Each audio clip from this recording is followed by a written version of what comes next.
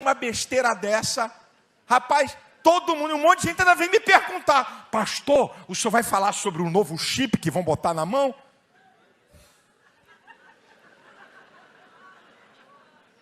Eu tenho tempo para perder com besteira? O poder do anticristo só vai ser manifesto quando a igreja sair daqui da terra, meu irmão. Se inventarem qualquer chip aí, pode botar, fique à vontade. Para botar no cabelo, na testa, na mão, no braço, sei lá onde. Não se preocupa com isso agora não. Isso não é preocupação nossa. Isso é besterol.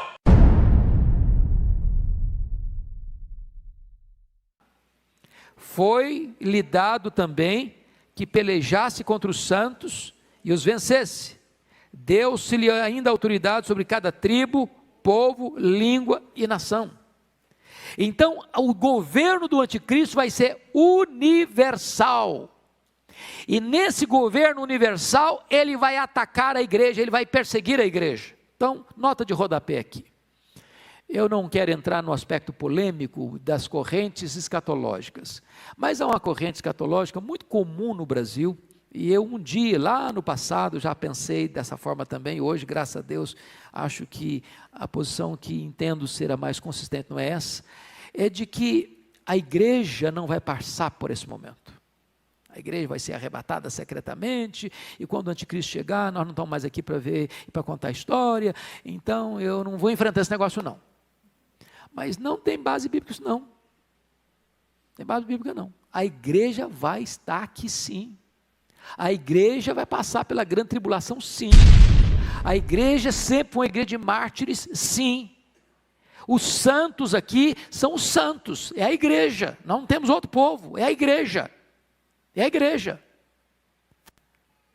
A igreja não será tirada da tribulação, no sentido de não enfrentá-la. A igreja vai ser arrancada do meio da tribulação, porque é no meio dessa grande tribulação que Jesus Cristo vem com grande poder e glória e mata o anticristo com o sopro da sua boca, e os que estiverem mortos ressuscitarão primeiro, e os que estiverem vivos serão transformados e arrebatados para encontrar o Senhor Jesus nos ares, e assim nós estaremos para sempre com o Senhor, e o anticristo, e o falso profeta, e o dragão lançado no lago do fogo, para ser atormentados por toda a eternidade. Bom, queridos, como sabemos, existe muito debate travado nas ideias da segunda volta do Senhor. Alguns creem que seria um arrebatamento secreto.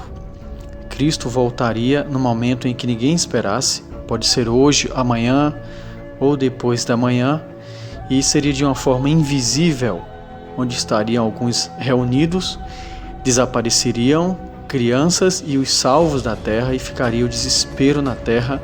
Algumas pessoas que não se encontraram com o Senhor, não tiveram experiência com Jesus, ficariam para o grande tormento da grande tribulação.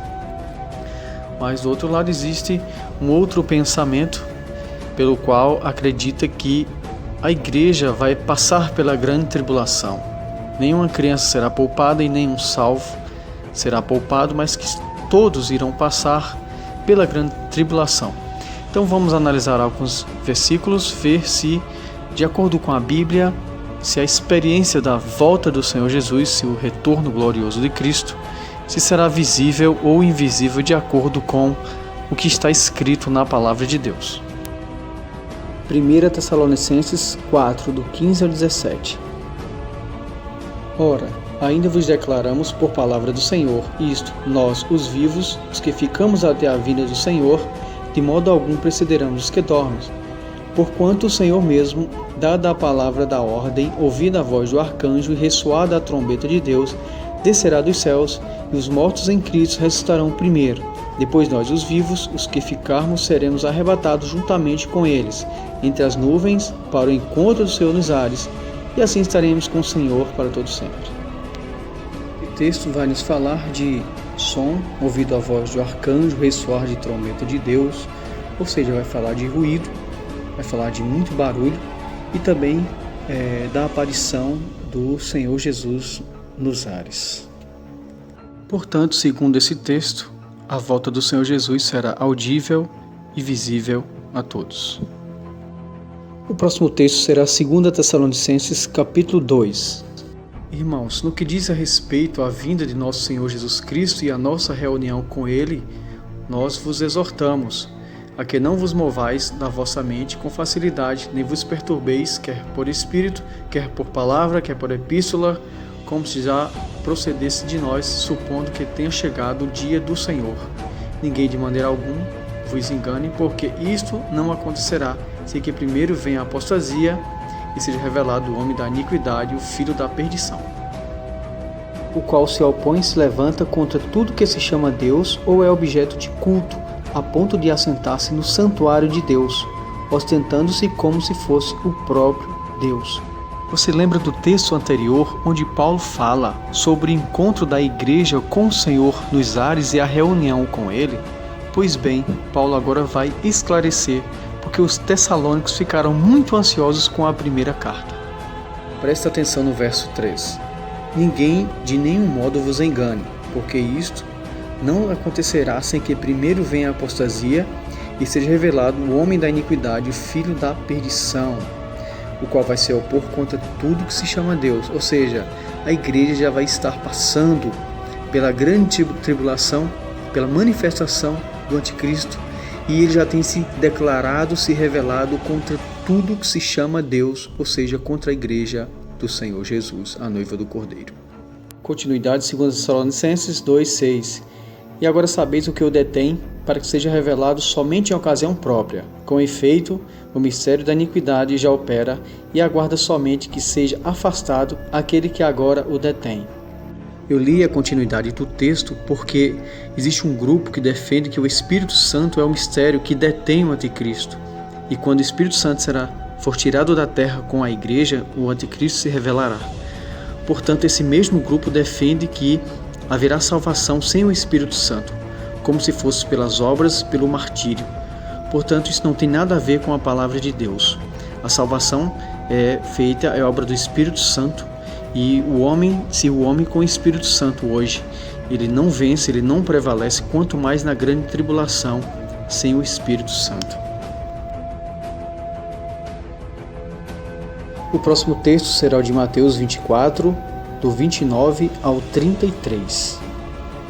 Logo em seguida a tribulação daqueles dias, o sol escurecerá, a lua não dará a sua claridade e as estrelas cairão do firmamento, e os poderes do céu serão abalados. Então aparecerá no céu o sinal do Filho do Homem, todos os povos da terra se lamentarão e verão o Filho do Homem vindo sobre as nuvens do céu, com poder e grande glória. Ele enviará os seus anjos com grande clamor de trombeta, os quais reunirão seus escolhidos dos quatro ventos, uma à outra extremidade dos céus.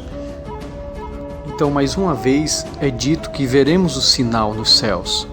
Todas as tribos da terra se lamentarão, ou seja, se preocuparão, ficarão desesperados devido à manifestação do Filho de Deus. Eles não estarão prontos para esse encontro. E mais uma vez é falar a presença dos anjos com rijo clamor de trombeta, que ajuntarão os escolhidos nos quatro cantos.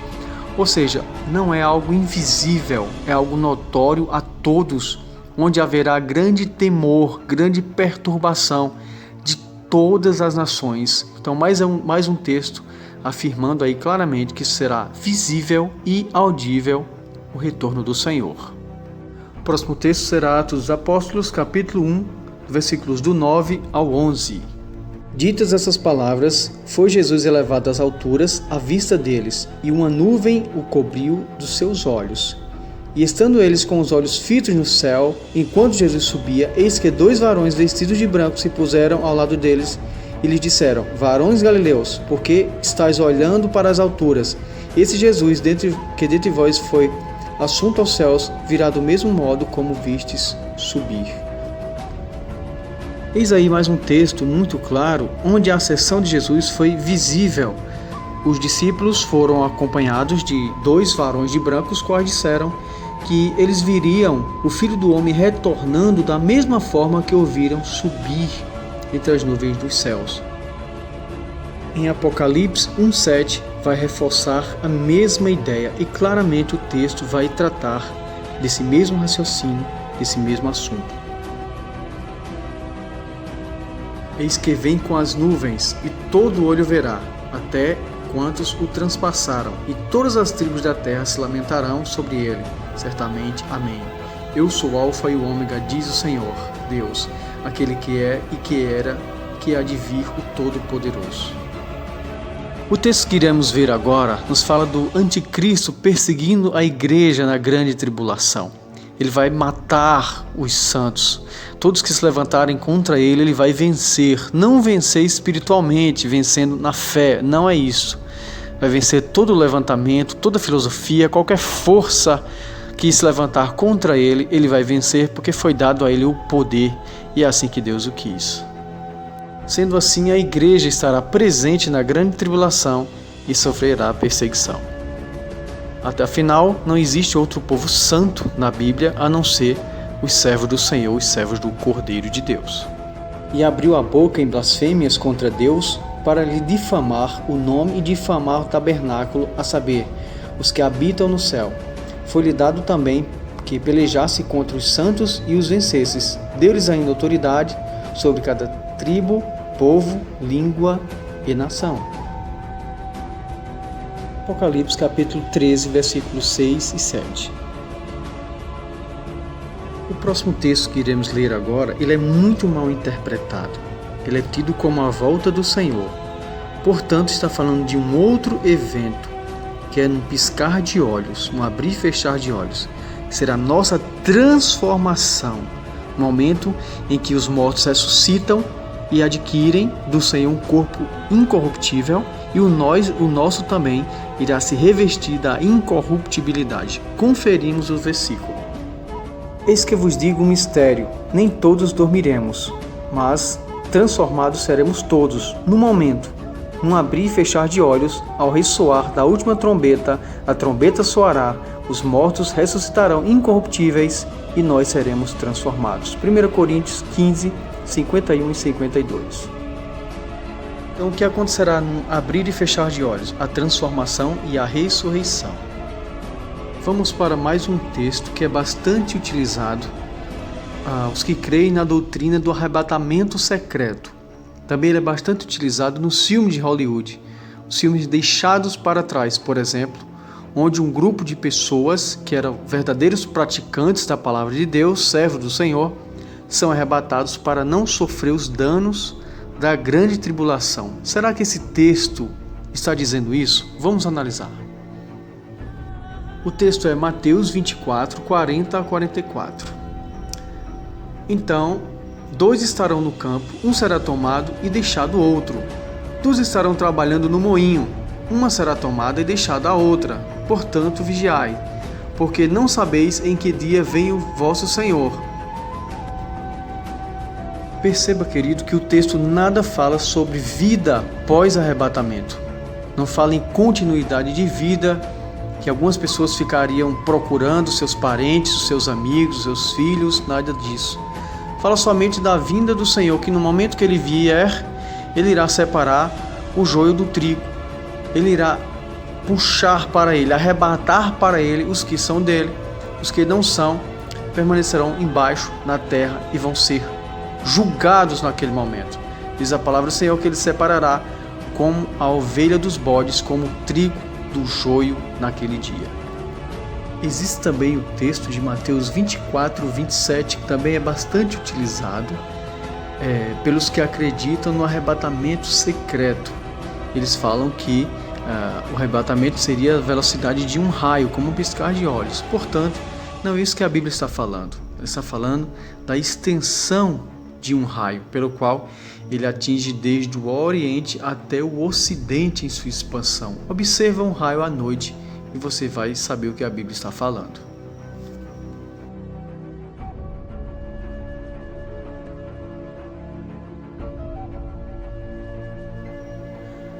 Porque assim como o relâmpago sai do Oriente e se mostra até o Ocidente, assim há de ser a vinda do Filho do Homem.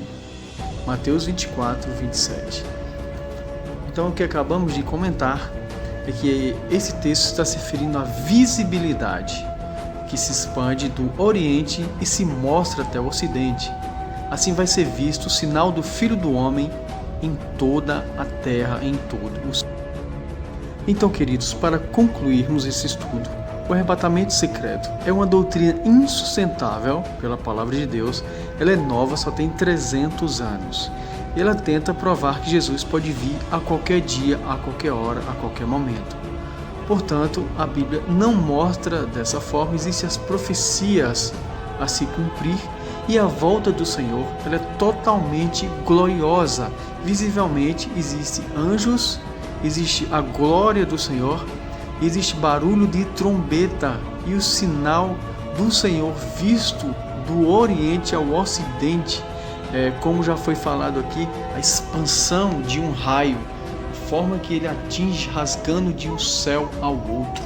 Então é um evento duradouro, é um evento visível, é um evento audível, que não pode ser a qualquer momento. Como diz o apóstolo Paulo, é necessário primeiro que se manifeste o filho da perdição. Então a volta do Senhor vai ser visto a olho nu, vai ser percebido por todos os homens, e todas as tribos da terra se lamentarão, principalmente aqueles que não serviram ao Senhor. Portanto, aqueles que servem a Deus terão esse dia como glorioso, se encontrarão com o Senhor nos ares, pelos quais estarão com o Senhor para sempre, e hão de desfrutar de sua glória, de sua glória maravilhosa, de tudo aquilo que Ele tem preparado para nós. Você que ouviu essa mensagem, guarde em seu coração, aprenda a criticar, não fique somente naquilo que você aprendeu de berço, mas questione, estude, se aprofunde nos ensinos da palavra do Senhor. E se você tiver de tomar algum partido, tome pela palavra de Deus, pela Bíblia Sagrada. Deus te abençoe e te ilumine no nome do Senhor Jesus.